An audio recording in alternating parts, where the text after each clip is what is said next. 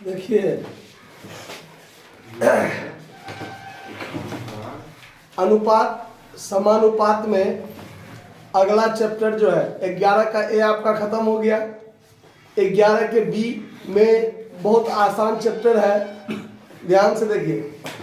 पहला प्रश्न जो कहता है कि 520 को ए और बी दो भागों में इस प्रकार बांटिए कि उनका हिस्सा जो है वो 8:5 हो जाए, 8:5 हो जाए। अब देखिए दो भाग में मात्र बांटना है, 8:5 में करना है। तो ऐसे प्रश्न को आप दो तरीका से बना सकते हैं। जैसे कि आपने अकाउंट्स में जब पार्टनरशिप पढ़ा था तो उसमें लाभ को कैसे बांटते थे। 520 रुपया है मान लीजिए और ए और बी में बांटना है, तो 520 एक तरीका देखिए। जैसे देखिए टोटल कितना है, कुल राशि मान लीजिए इसमें कि 520 रुपया है, ठीक है। इसको दो भाग में बांटना है, ए और बी। तो ए और बी का जो अनुपात है वो 8:5 है। तो ए का हिस्सा जब निकालिएगा तो 520 गुने 8 और बटा में 8×5 13। फिर वैसे ही जब बी का हिस्सा आप निकालिएगा तो 520 गुने 5 और बटा में 8×5 13, ऐसा ही बांटिएगा। तो 13 चौका 40, 4 8 320, ठीक है। 13 चौका 52, 40 5 200। देखिए एक तरीका तो आप ऐसे करके बांट सकते हैं जैसे आपको पहले से बांटना आता है। दूसरा तरीका इसी में सेकंड मेथड पर ध्यान दीजिए। अगर मान लीजिए यहां पर 8:5 में हमको क्या करना है, बांटना है, और ये अनुपात समानुपात चैप्टर है। हम इसमें क्या करते हैं, एक यूनिट मान लेते हैं।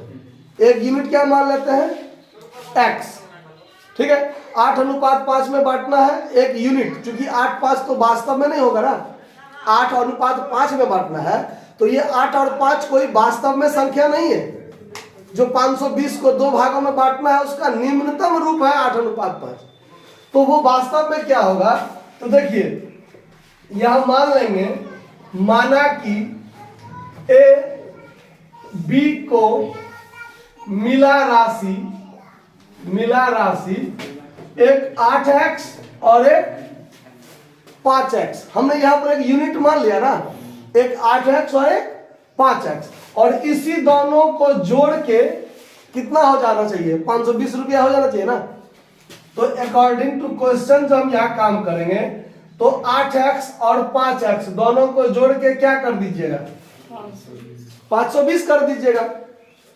दोनों को जोड़िए तो 13x बराबर कितना, 520। तो x का मान क्या निकलेगा, तो 520 बटा में 13 40 हुआ।